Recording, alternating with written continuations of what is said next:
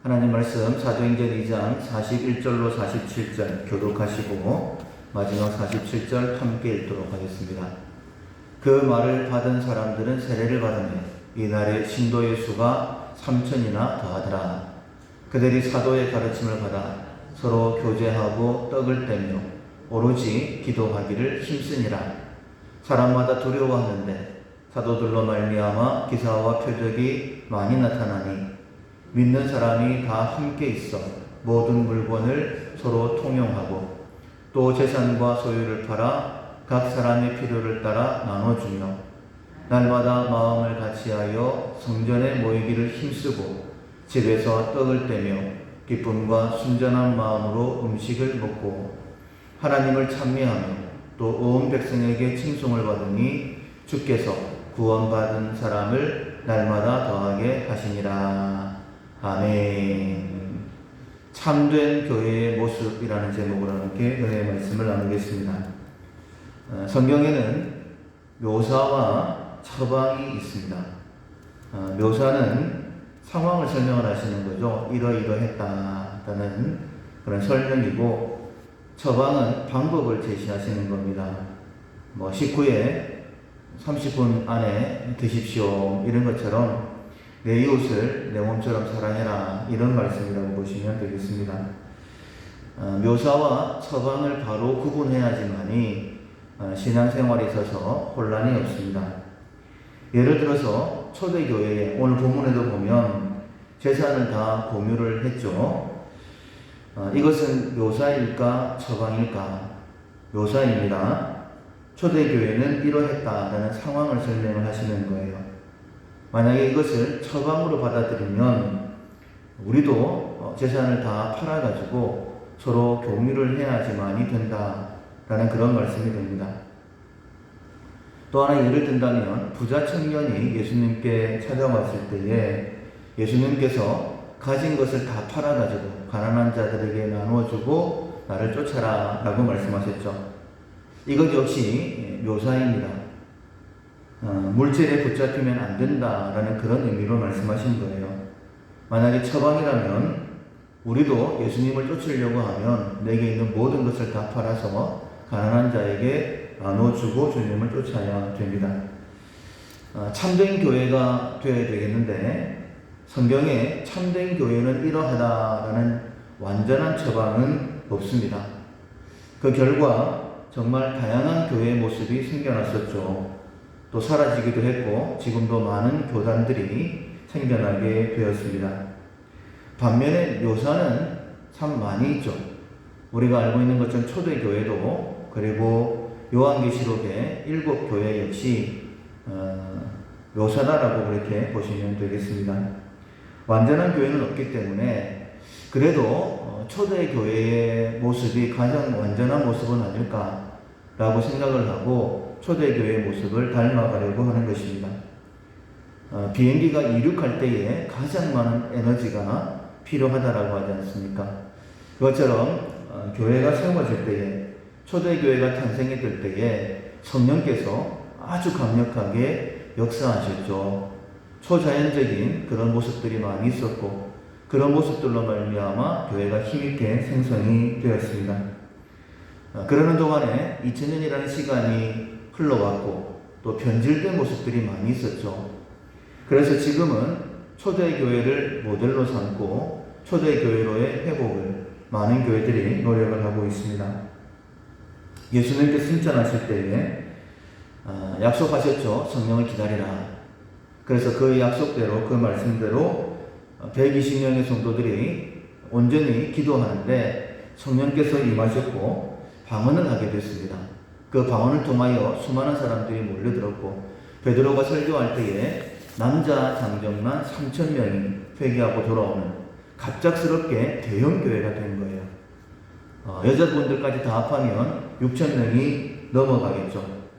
그렇게 모여든 교회가 바로 초대교회인데 이 초대교회의 핵심 가치가 4가지가 있습니다. 오늘 본문에 보면 42절에 그들이 사도의 가르침을 받아 서로 교제하고 떡을 떼며 오로지 기도하기를 힘쓰니라. 초대교회가 추구했던 4가지의 모습입니다. 가르침을 받는 것이고 교제하는 것이며 떡을 떼고 기도하기에 힘썼다라고 말씀하고 있는 거예요. 그래서 교회가 이러이러해야 된다라는 나름대로의 생각이 있으실 텐데 말씀을 기준으로 해서 초대교회의 모습을 통해서 이 네 가지는 꼭 있어야 되는 것이구나 라고 생각하시고 교회를 세워나가시면 좀 더 온전한 교회가 세워질 수 있게 되는 것입니다. 첫 번째로는 가르침을 잘 받았었죠. 우리 역시 가르침을 잘 받아야 됩니다. 특별히 설교 말씀이나 성경 공부를 통하여 말씀을 배울 기회가 있으면 말씀을 잘 배워야 되죠. 말씀을 잘 들었던 대표적인 교회가 데살로니가 교회와 또 베레아 교회였죠. 이 정도는 이제 여러분도 아실 거라 생각이 되어지는데 데살로니가 교회에 대해서는 이렇게 칭찬을 했습니다. 너희가 우리에게 들은 바 하나님의 말씀을 받을 때에 사람의 말로 받지 아니하고 하나님의 말씀으로 받음이니 진실로 그러하로다. 그 결과 이 말씀이 또한 너희 믿는 자 가운데서 역사하느니라. 그러니까 하나님의 말씀을 받을 때에 교회에 역사가 있었다라고 말씀하고 있고 더 칭찬받았던 교회는 베레아 교회였죠. 데살로니가 있는 사람보다 더 너그러워서 간절한 마음으로 말씀을 받고 이것이 그런가요? 날마다 상고함으로. 그래서 간절한 마음이 우리 가운데 있어야 됩니다. 매 주일마다 또 새벽에 나오셔서 뿐만 아니라 부흥회라든지 아니면 특별 새벽 기도회라든지 이런 기회가 있을 때에 말씀 앞에 나오려고 노력하는 것, 그것이 참된 교회가 세워지는 첫 번째 방법이다 라고 말씀하고 있어요.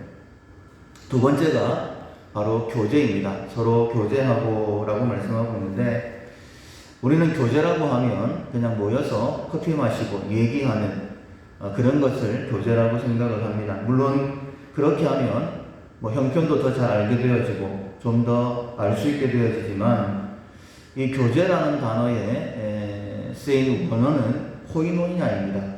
코라는 것은 함께 같다라는 그런 의미이고 이노니아는 마음이에요. 그래서 교제라는 원래의 뜻은 마음이 같아진다라는 그런 의미를 가지고 있습니다. 초대교회는 모든 재산을 공유할 정도로 서로 알아야지만이 공유가 되는 것 아니겠습니까? 요즘 TV를 보면 유니세프나 기아대책 아니면 국경 없는 의사회 많이 광고를 해요. 그런 광고를 보면 마음이 많이 아프죠. 그런데 알아야지만이 후원할 수 있기 때문에 그렇게 광고를 하는 것입니다. 역시 마찬가지입니다. 우리가 바른 교회가 되려고 하면 한 마음이 되어야 되는데 한 마음이 되려고 하면 알아야 되는 것입니다. 그래서 우리가 예배 드리고 또 식사를 하고 이렇게 하지만은 그것만으로는 온전한 교회가 되기가 어려운 거예요. 지금은 함께 식사조차 하지 못하는 그런 형편이 되어버렸죠. 교회라는 것은 한 마음이 되기 위해서 부대끼기도 해야 됩니다. 쉬는 소리도 어떨 때는 들어야 되고 속도 상해야 되고 이렇게 부딪히면서 마치 상류에 있는 돌들이 녹아나 있지만은 부딪히면서 내려오다 보면 둥글둥글하게 되는 것처럼 이런 어떤 부대낌을 통하여서 한 마음이 되어지는 것이죠. 사랑해서 결혼을 합니다. 그러나 결혼하면 행복한 것만은 아니죠. 왜냐하면 가까이에 있으면 단점도 약점도 더 잘 보이기 때문입니다. 그래서 하나님께서는 돕는 배필을 지으신다라고 말씀하셨죠. 다른 부분들은 맞춰가야 되는 것입니다. 힘들다고 포기해버리면 안 되는 거예요. 교회가 교제를 포기하게 되어지면 한 마음이 될 수가 없어요. 그러면 온전한 교회가 세워질 수가 없습니다. 교회가 세상 속에 있다 보면 여러 가지 힘들고 어려운 핍박도 받을 수가 있겠죠. 그래서 수도원, 필요한 때는 있었습니다. 그러나 교회가 수도원처럼 광야로 도망을 가서는 안 되는 것이죠. 코바리스 도미네라는 아주 유명한 말이 있습니다. 베드로가 로마의 박해가 굉장히 심해질 때에 도망을 가고 있을 때 이제 예수님께서 로마를 향하여 가시는 그 모습을 보면서 코바디스 도미네 주여 어디로 가십니까? 라고 그렇게 물어보는 그 장면입니다. 예수님께서 우리에게 별명을 주셨죠. 너희는 세상의 소금이다. 너희는 세상의 빛이다. 우리에게 세상 속에서 그렇게 부대끼면서 너희들의 몸을 녹여야 되고 그렇게 헌신해야 된다라고 우리에게 말씀하시는 것입니다. 힘든 것을 피하게 되어지면 결코 교제가 이루어질 수가 없어요. 한 마음이 될 수가 없습니다. 그래서 구역이 필요하고 그래서 소모임이 필요한 것입니다. 사람이 모이면 말썽이 생길 수밖에 없어요. 그럼에도 불구하고 그 속에서 교제가 일어나게 되고 서로를 알아가게 되고 하나가 되는 것입니다. 때로는 가라지가 들어와서 공동체를 힘들게 할 수도 있습니다. 그런데 왜 가라지를 허락하셨을까? 그것이 유익되기 때문이죠. 먼 대양에서 고기를 잡아와요. 살려서 오는 방법이 문어 같은 천적을 한 마리 넣어 놓으면 이리 도망갔다가 저리 도망갔다가 정신없이 피해 다니다가 보면 팔팔하게 살아가지고 그렇게 한국까지 오게 된다라는 그런 말이 있습니다. 그래서 힘들고 어려운 일이 있으면 결코 피하지 않고 그 속에서 함께 부딪히면서 한 마음을 만들어가는 것. 우리가 가족 안에서 그런 모습들이 참 많이 있잖아요. 힘들고 어렵지만 부딪히다 보면 서로를 더 알아가게 되는 것.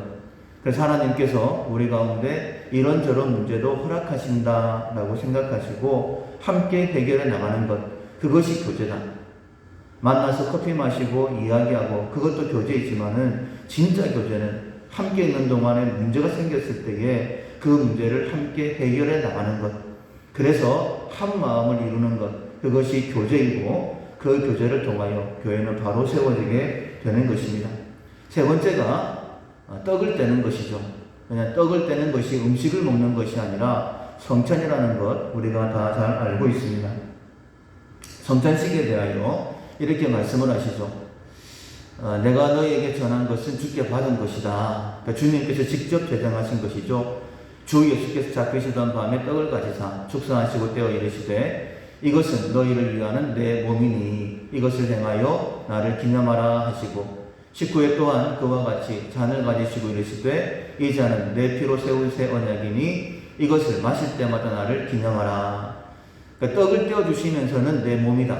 잔을 나눠주시면서는 내 피다. 그리고 나를 기념해라 라고 말씀하시면서 이 떡을 먹으며 이 잔을 마실 때마다 주의 죽으심을 그가 오실 때까지 전하는 것. 그것이 바로 떡을 떼는 것. 이 성찬이 교회가 교회되어지는 굉장히 중요한 기준이다라고 말씀하고 있습니다. 이 예식을 통하여서 주의 죽으심을 그가 오실 때까지 재림하실 때까지 기억하는 것이라고 전하는 것이라고. 첫 번째로는 내 자신에게 전해야 되겠죠. 잊어버리면 안 됩니다.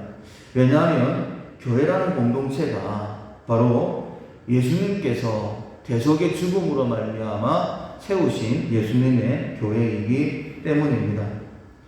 그래서 이것을 기억해야 되는 거예요. 뿐만 아니라 오고 오는 세대의 성찬을 통하여서 교회가 바로 세워지도록 해야 되는 것이 우리의 책임입니다. 초대교회 당시 때에는요, 이 성찬 때문에 큰 오해를 받았었죠. 몸을 먹는다, 피를 마신다 그러니까 기독교인들은 식인종이다라는 그런 말까지 듣기도 했습니다. 그러나 그런 오해가 있다 할지라도 주님께서 세우신 성례이기 때문에 주님이 오실 때까지 계속되어야 되는 것.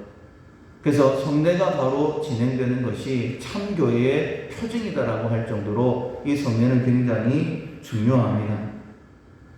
우리가 이번 부활주일에도 성찬식을 거행하게 될 텐데 우리가 기도로 준비해야 되겠죠.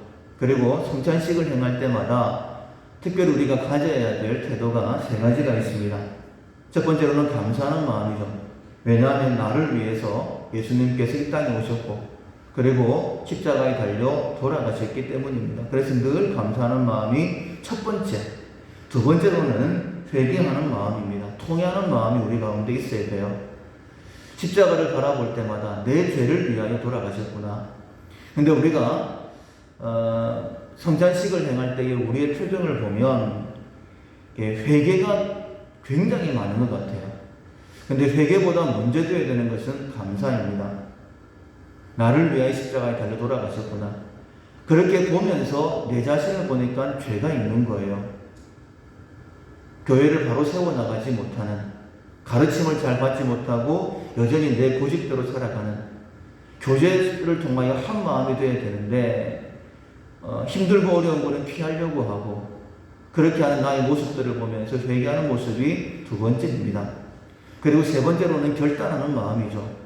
왜냐하면 주님께서 나에게 새로운 삶을 살게 하시려고 십자가에 달려 돌아가셨기 때문에. 그래서 성찬을 대하실 때에 특별히 이번 주일날 꼭 세 가지를 기억하십시오. 첫 번째로는 감사의 마음, 두 번째로는 회개의 마음, 세 번째로는 결단의 마음입니다. 그리고 교회가 교회되어지는 네 번째 요소는 바로 기도하기를 힘쓴다라는 것이죠. 교회는 기도로 세워진 공동체이죠.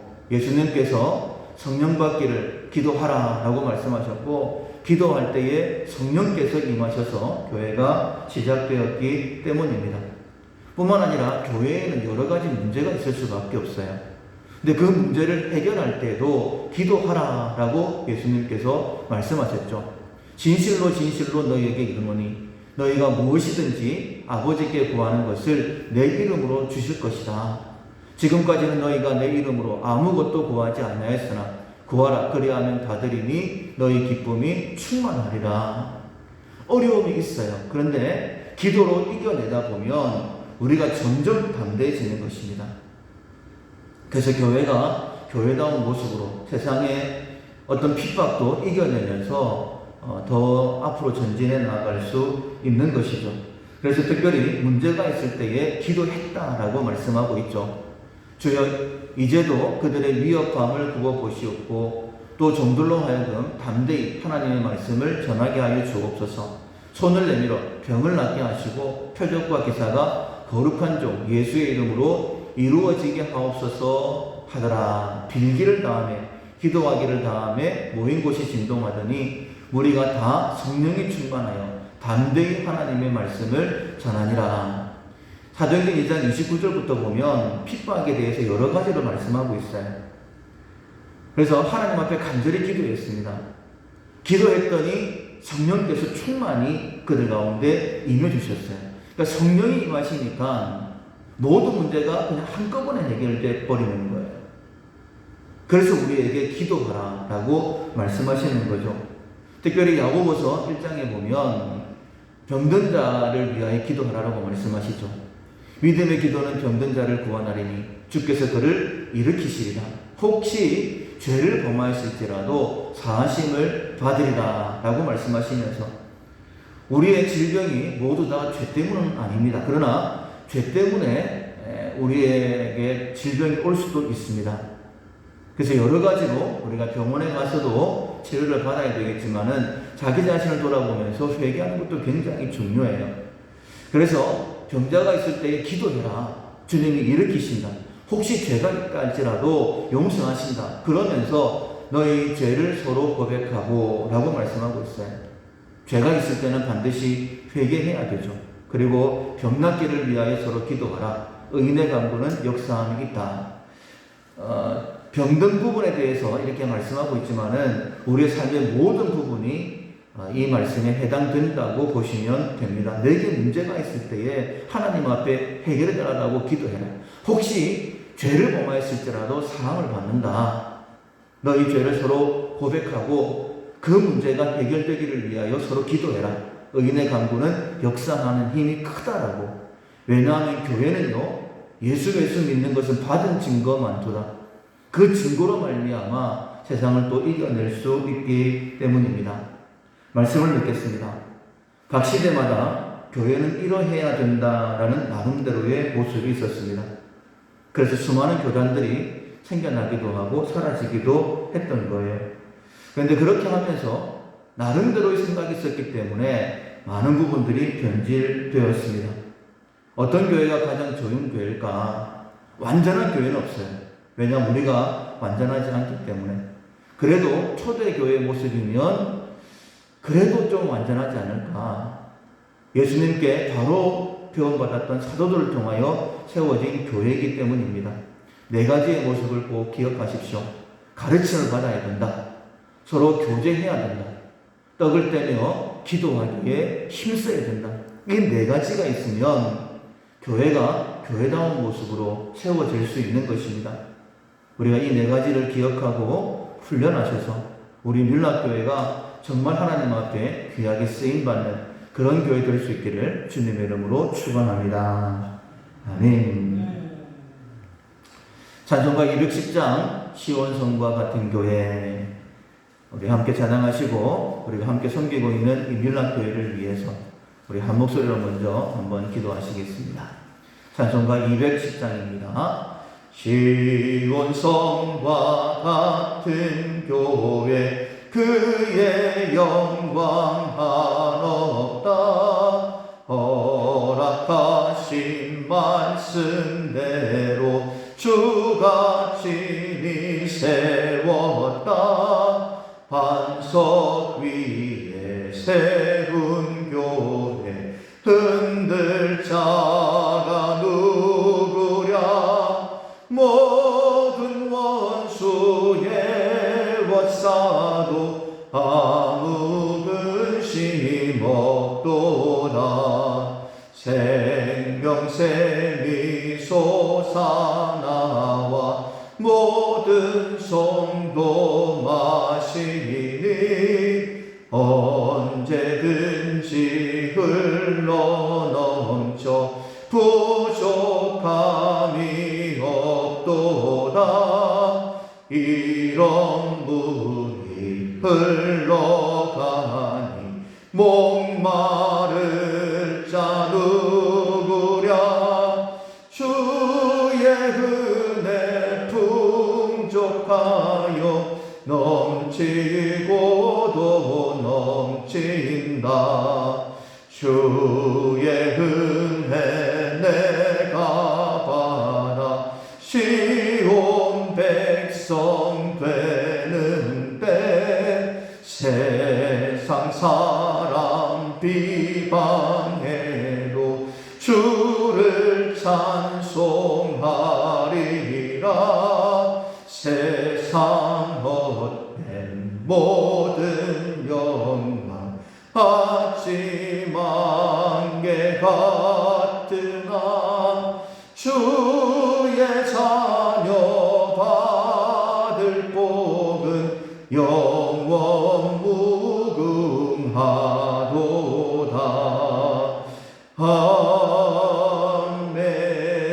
아멘.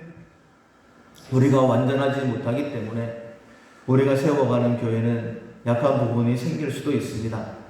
그러나 성령께서 우리와 함께 하시고 우리를 통하여 교회를 세워나가실 것이기 때문에 우리가 하나님의 말씀을 부지런히 배우고 또한 한 마음이 되기 위하여 힘들고 어려움이 있다 할지라도 부딪히면서 교제하게 되어지고, 특별히 예수님께서 나의 죄를 위하여 십자가에 돌아가셨다. 나는 예수님으로 말미암아 새롭게 산 사람이다. 성찬을 통하여 떡을 떼면서 예수 그리스도의 그 은혜를 기억하고, 그리고 마지막으로 우리의 문제가 있을 때에 기도하게 되어지면 우리 교회는 초대교회와 같이 아름다운 교회가 될 것입니다.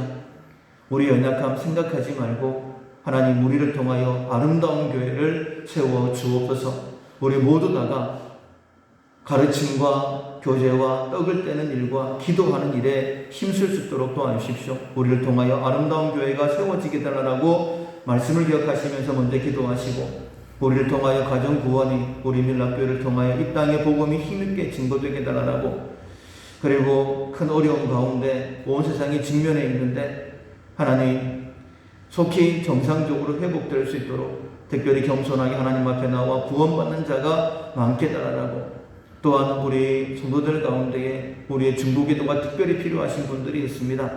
영육 가운데 회복되게 해달라고, 영혼이 회복되고 육체가 회복되어서 하나님 앞에 온전하게 세워져 주신 사명 감당해 달라고 기도하시고, 특별히 돌아오는 주일 부활주일입니다.